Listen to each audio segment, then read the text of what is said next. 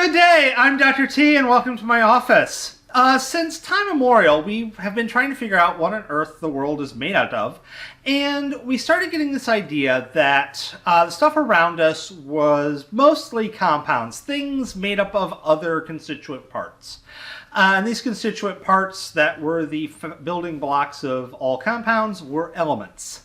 Of course, we had problems figuring out what those elements were, and especially with the Greeks, there was a lot of interesting ideas.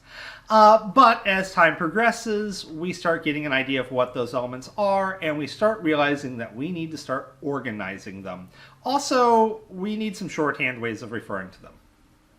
So starting really kind of in the Middle Ages or even beforehand, we start getting lists of the known elements, and quite often symbols associated with them. The symbols would allow for shorthand writing, so you didn't have to write the whole name out every time, as well as quite often would act as a form of encryption, because in antiquity, in the Middle Ages, and really up until fairly recently, intellectual property law was not a thing, or at least was not meaningfully a thing.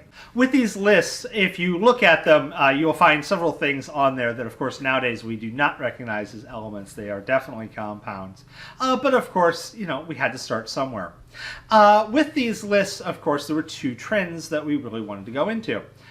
First, these symbols were getting kind of awkward. It was useful to have symbols, but this was just getting ridiculous. So symbols tend to simplify themselves over time. Dalton goes with a bunch of various circles, which mirrors with what would become the billiard ball model of the atom. And then later on we're like, yeah, these circles are a pain too. You know, we're typing stuff nowadays. How about letters? And so this leads us into our modern elemental symbols. And in this case, what we're going to do with our symbols is they are basically going to be the first two or two of the letters in the element's name.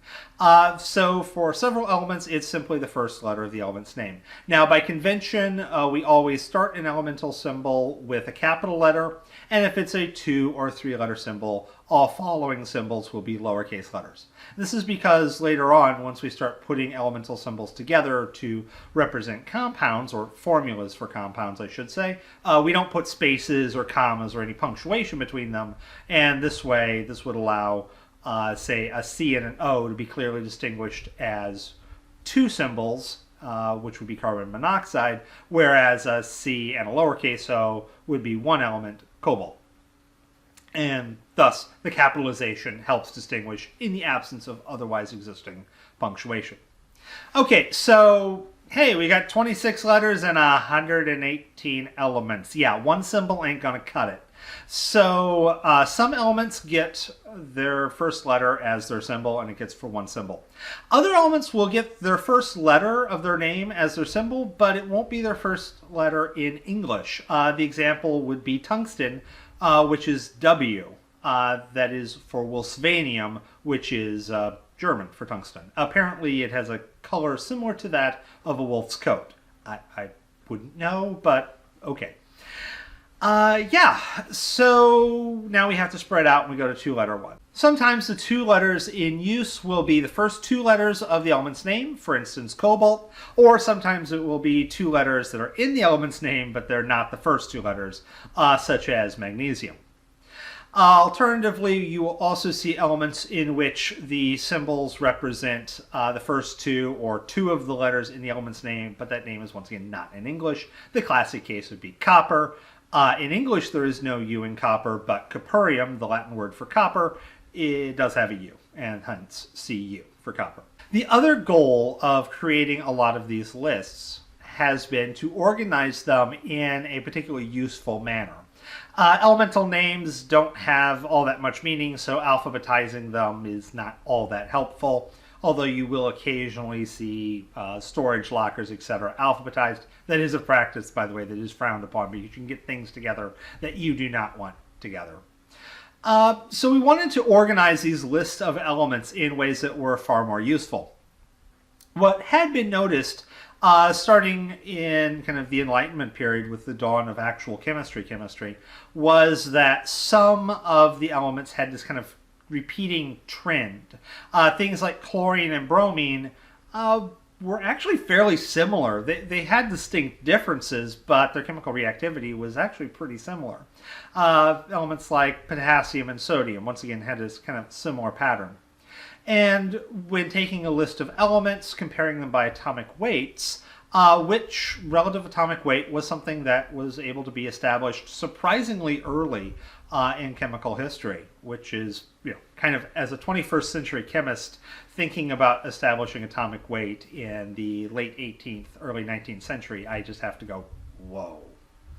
But they were able to do it. And in doing that, they started out by making lists that were simply in order of atomic weight. And then there was notice that there is this repeating pattern, almost like an octet or an octave, but it's not strictly an octave.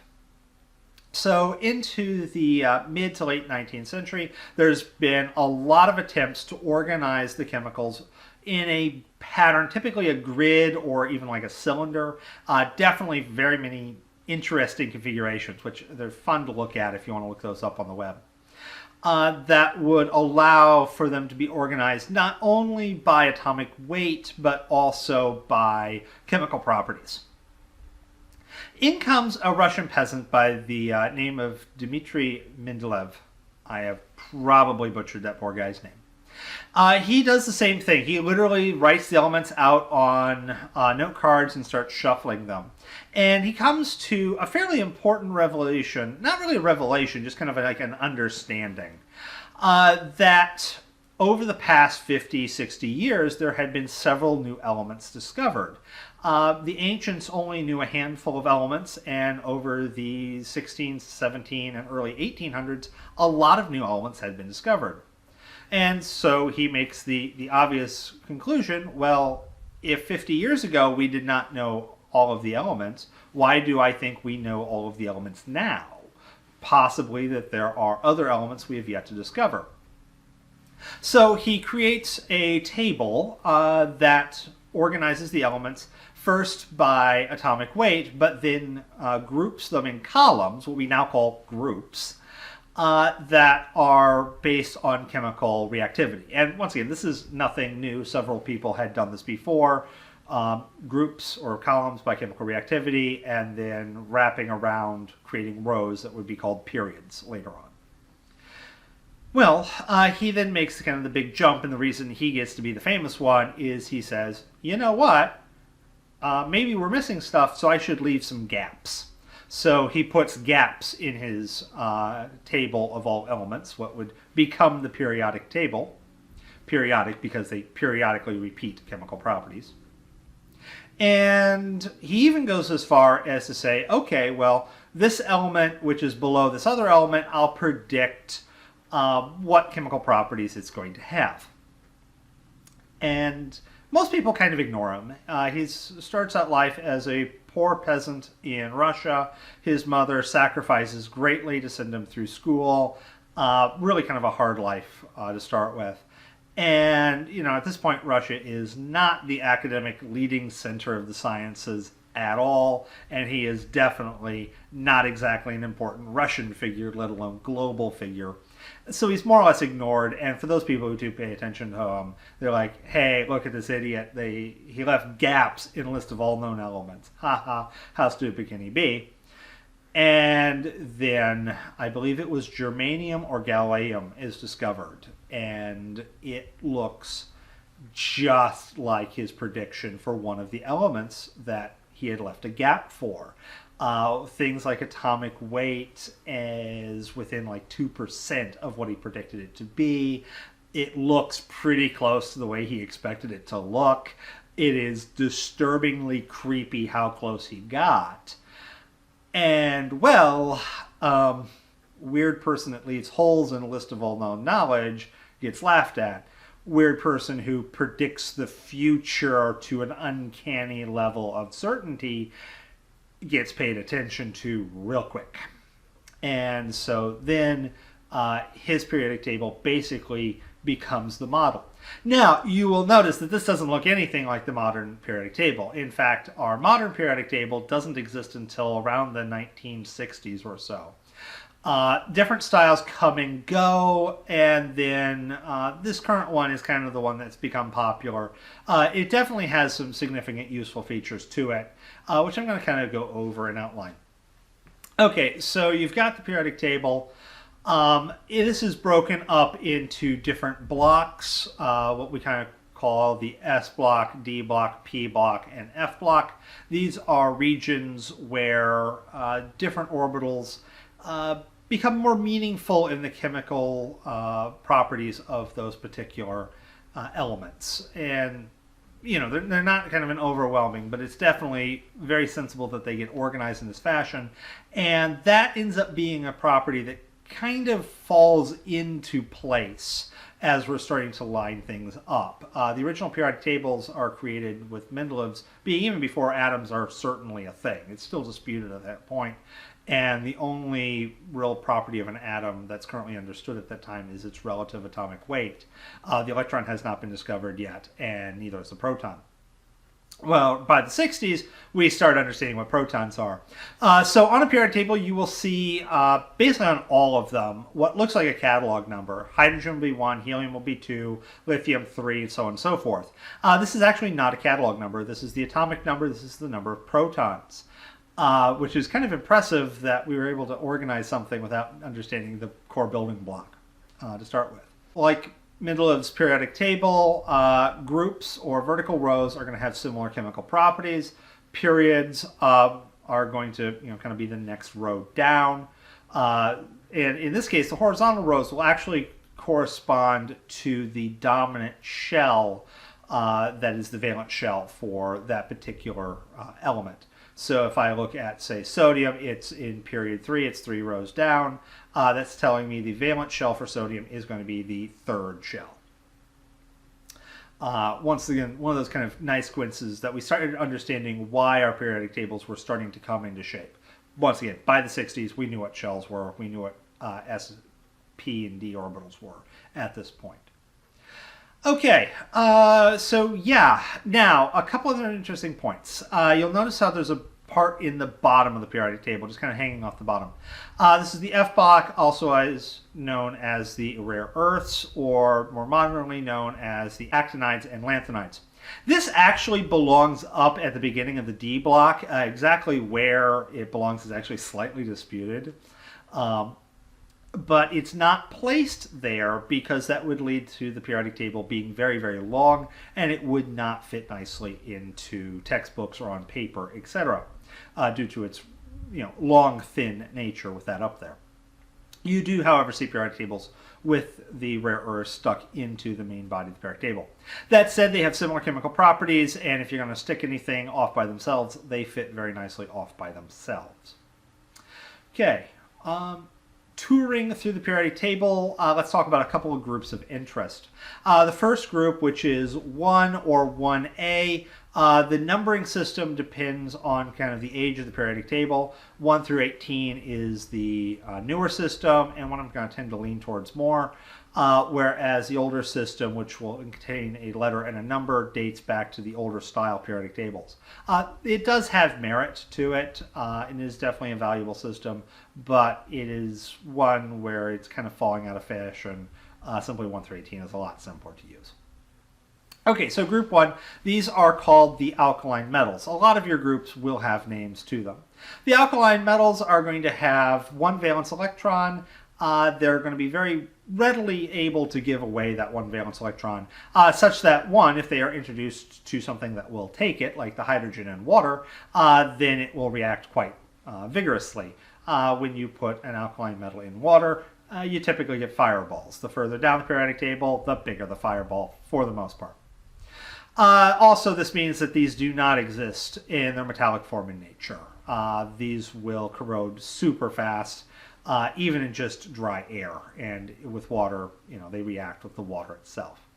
The next column over, or group 2, is going to be the alkaline earth metals. When earth is used in the name, it means it's commonly found in minerals. So, of course, we've got magnesium and calcium in here. These are very common constituents of minerals.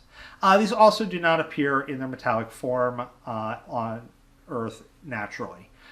They are, once again, very reactive, although not nearly so much as the alkaline metals. By the way, the alkaline in the name indicates that when they react with water, they form a base, or the opposite of an acid. The dip in the middle is the transition metals. The transition metals have similar chemistry, and these are typically what you think of as a metal. Most of these, though, you will not find in any meaningfully large quantities in the metallic form on Earth because they are still fairly reactive to elements like oxygen. A notable exception, though, is group 11, that is the coinage metals. This contains silver, copper, and gold.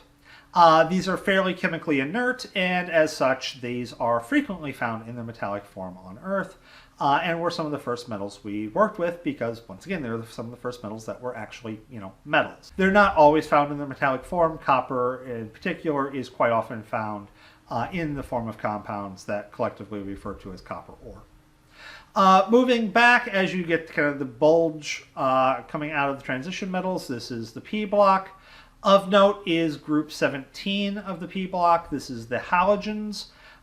This is going to contain fluorine, chlorine, bromine, iodine, and these are going to have 7 electrons in their valence shell. They are going to be fairly readily able to obtain an additional electron, being very good what we call oxidizing agents. They'll do so with pretty good vigor and will potentially have a fairly energetic reaction when they do so.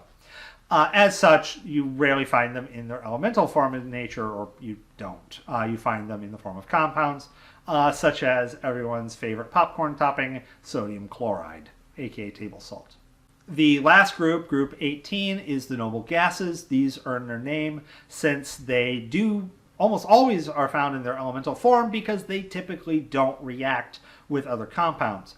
They have been forced into a reaction with other elements to form a compound in a few cases in the lab, but those are particularly rare cases and definitely synthetic in nature and typically don't last long.